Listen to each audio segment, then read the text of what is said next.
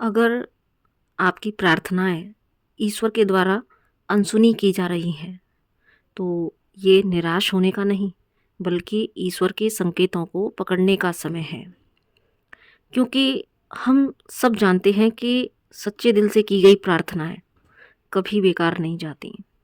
पर जिस वक़्त हम उम्मीदें लगाते हैं, उस वक़्त उनका पूरा ना होना हमारे विश्वास की नींव को हिला सकता है। क्योंकि हमारे सबकॉन्शियस माइंड में यही फीड है कि हम प्रार्थना करते हैं, किसी भी तरह के रिचुअल्स करते हैं, मन्नत मांगते हैं, व्रत उपवास करते हैं, मीन्स रिचुअल करते हैं, तो ईश्वर इंस्टेंट रिजल्ट देते ही हैं। ये हमारे सबकॉन्शियस माइंड में फीड है। और फिर इतना दृढ़ विश्वास हो भी क्यों ना? आखिर हमारा जो सबकॉन्शियस माइंड है, वो ये भी तो जानता है ना कि सिर्फ ईश्वर में ही सब कुछ देने की क्षमता है। पर जब विश पूरी नहीं होती, तब लगता है झटका। और इस प्रोसेस में कुछ का तो क्या होता है कि ईश्वर पर से विश्वास भी डगमगा जाता है। पर जैसा कि मैंने ऊपर कहा कि ये समय ईश्वरीय संकेतों को पकड़ने का है। और वो संकेत क्या हैं? संकेत हैं आपका हाईएस्ट गुड, संकेत है आपका हाईएस्ट वर्जन। आप और हम जब बिलक बिलक कर ईश्वर से मन्नत मांग रहे हैं, मीन्स हमारा ट्रस्ट कहीं बहुत ज़्यादा डीप है ईश्वर के प्रति। ईश्वर की सार्वभौमिकता और उसकी सक्षमता में गहरी आस्था है हमारी कहीं ना कहीं। और जब ऐसी गहरी आस्था है, तो यहाँ ईश्वर को भी ना हमारे इस विश्वास और आस्था पर खरा उतरना ही है। तो वो भी फिर हमारे लिए जो है प्लान डिज़ाइन करता है और फिर लगा देता है वो अपनी पूरी टीम को उस प्लान को एक्टिवेट करने में। भले ही इस प्रोसेस में उस वक्त हमारी डिज़ायर्स पूरी ना हो, पर हम अपनी इन स्थूल आँखों से और सीमित दृष्टिकोण से ईश्वर की प्रोसेस को नहीं समझ सकते कि उसके प्लान के अकॉर्डिंग क्या चल रहा है। और इस प्रोसेस में माय डियर्स, ईश्वर को एक इम्पोर्टेंट काम और करना होता है, और वो है हमारे कर्माच से फाइट। रियली हमारी विशेष फुलफिल ना होने में ईश्वर का दोष तो नहीं, इनफैक्ट हमारे ही तो कर्माच आते हैं ना आगे। ईश्वर तो बैठा ही है अपना हृदय खोले, अपना सर्वस्व लुटाने अपने बच्चों पर। इनफैक्ट उसे तो दोषारोपण भी सहन करना पड़ता है अपने बच्चों का। कई बार जैसे हम 3D में देखते हैं ना कि बच्चे क्या कुछ नहीं कह देते अपने पेरेंट्स से कि आपने किया ही क्या है हमारे लिए, है ना। ऐसी चीज़ें हम देखते सुनते हैं। तो हम नादान बच्चे भी ईश्वर के, हम भी कितना कुछ ईश्वर को ही सुना देते हैं कि अरे ईश्वर सुनता ही नहीं है, सो गया क्या कहीं, ईश्वर तो है ही नहीं। कुछ लोग इस एनर्जी में भी आ जाते हैं कि ईश्वर के अस्तित्व को भी जो है नकार देते हैं। बहुत सारी चीज़ें। पर ईश्वर तो ईश्वर है, वो चिंता नहीं करता इन बातों की, उसे फ़र्क नहीं पड़ता। वो तो बस जुट जाता है आपकी एक हृदय से करोड़ पुकार।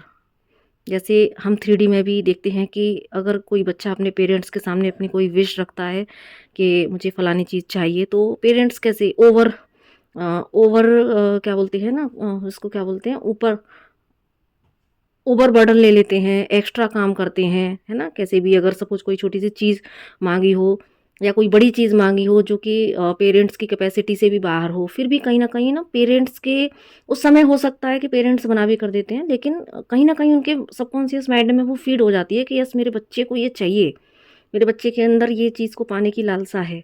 तो वो कहीं ना कहीं उनके दिमाग में हर समय रहता है, और वो उसके लिए कई बार बिना बताए भी कई बार कितना हार्ड वर्क करते हैं, कितना बर्डन लेते हैं, एक्स्ट्रा वर्क करते हैं, और वो अपना पूंजी पूंजी जमा करके जो है बच्चे के लिए कुछ भी करने के लिए रेडी हो जाते हैं। तो सेम प्रोसेस ईश्वर के यहाँ पर भी चलता है। क्योंकि हम हमारे वो एक्चुअल जो पेरेंट्स है वो हमारे ईश्वर हैं, परमपिता परमेश्वर।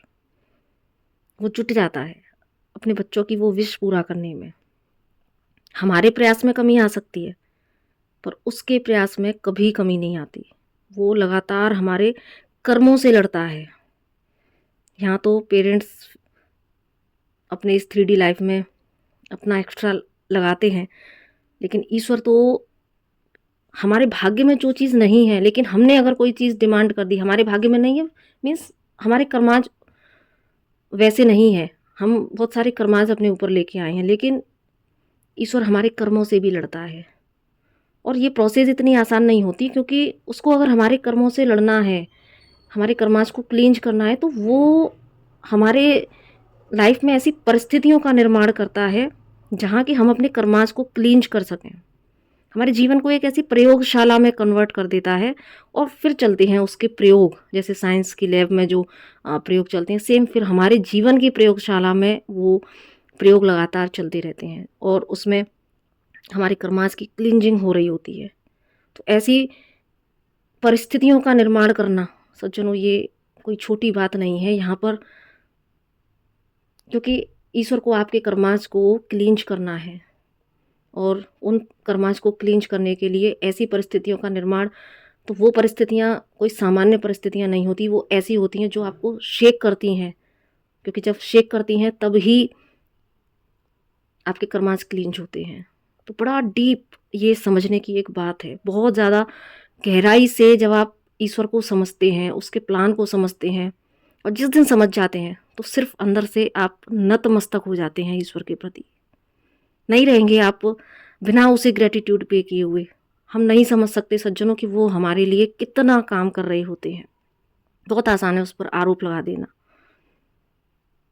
उल्टा हम उसके संकेतों को समझने की बजाय उसे ही कितना भला बुरा कह देते हैं। हम समझते ही नहीं है कि वो सर्वशक्तिमान है, वो कुछ भी कर सकता है, लेकिन यहाँ पर जो एक लाइन खिंचती है, वो सिर्फ हमारे खुद के कर्माज की। तो सज्जनों, यहाँ पर जब हम ईश्वर को इस दृष्टि तक समझ लेते हैं, तो यकीन मानो सिर्फ उसके लिए ग्रेटिट्यूड ही निकलता है, बहुत डीप ग्रेटिट्यूड। तो इसीलिए जब भी जीवन में कभी हमारे पक्ष में अगर कोई हमारा रिजल्ट नहीं आता है, या हमारे जीवन में विपरीत परिस्थितियां हैं, हम जो चाहते हैं हमारी मन्नतें पूरी नहीं हो रही हैं, मीन्स यहाँ पर ईश्वर बड़ा बड़ा काम कर रहे हैं।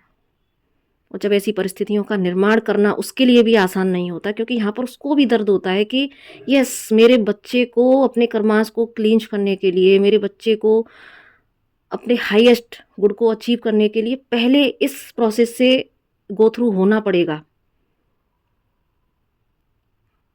और उस प्रोसेस से अपने बच्चे को गुजरते देखना उसके लिए भी कम पीड़ादायक नहीं होता। हम अगर इस 3D, इस भौतिक जगत के एग्जाम्पल को भी देखें, तो क्या हम अपने बच्चों को देख सकते हैं कि हमारा बच्चा हमारी आंखों के सामने आग के कुएं में कूदे? सोच मात्र से हमारी रूह कांप जाएगी हमारे बच्चे के लिए, अगर हम ऐसा कुछ इमेजिन भी करते हैं। लेकिन ईश्वर हमें उन परिस्थितियों में डालता है, उसके लिए भी कम पीड़ादायक नहीं होता, क्योंकि उसको पता है कि यहाँ ऐसे ही उसके कर्माश क्लींज होंगे, ऐसे ही वो अपने हायर गुड को पा सकेगा। तो इसीलिए कभी भी जीवन में विपरीत परिस्थितियाँ आती हैं, या हमारी विशेष फुलफिल नहीं होती हैं कुछ समय तक, तो बजाय इसके कि हम ईश्वर को भला बुरा कहें, अपनी होप खो दें, एक डीप इनसाइट, लंबी गहरी सांस लेके एक डीप इनसाइट अपने अंदर लाने का हमें प्रयास करना चाहिए कि यस, सरेंडर, उस वक्त भी सरेंडर। यस, अगर ऐसा नहीं हुआ है तो इसमें भी ईश्वर का कुछ बड़ा बड़ा कुछ साइन है जो हमें पकड़ना है। तो सज्जनों, हमेशा अपनी होप को बनाए रखें, ईश्वर पर दृढ़ विश्वास बनाए रखें। जिस विश्वास के साथ में आपने मन्नत मांगी थी, तो ये विश्वास भी बनाए रखें कि अगर आज पूरा नहीं हुआ है तो ये कुछ कुछ तो है, और इससे भी बेहतर मुझे ज़रूर मिलेगा। क्योंकि ईश्वर के यहाँ कहते हैं ना, हमने जो सुना है, देर है अंधेर नहीं, है ना। ईश्वर कि यहाँ देर भी है, तो वो जो देर वाला जो टाइम पीरियड है ना, वो सिर्फ हमारे कर्मास को क्लींच करने का एक प्रोसेस है। वो एक प्रयोगशाला में बस प्रयोग उस समय हो रहा होता है। तो बस अपने विश्वास को बनाए रखें, उसका धन्यवाद हर परिस्थिति में अदा करते रहें, और फिर जो आपको मिलेगा वो शायद आपकी सोच से, आपकी कल्पना से भी परे होगा। तो यही कुछ डीप इनसाइट आज मुझे मिली, तो एज इट आपको कन्वे कर दिया है। आई होप इससे सभी को ईश्वर के इन संकेतों को पकड़ने में आसानी होगी, और ऑलवेज हम ग्रेटिट्यूड की भावना में रहने की कोशिश करेंगे। तो इसी चैनल मैसेज के साथ नमस्ते, राधे राधे।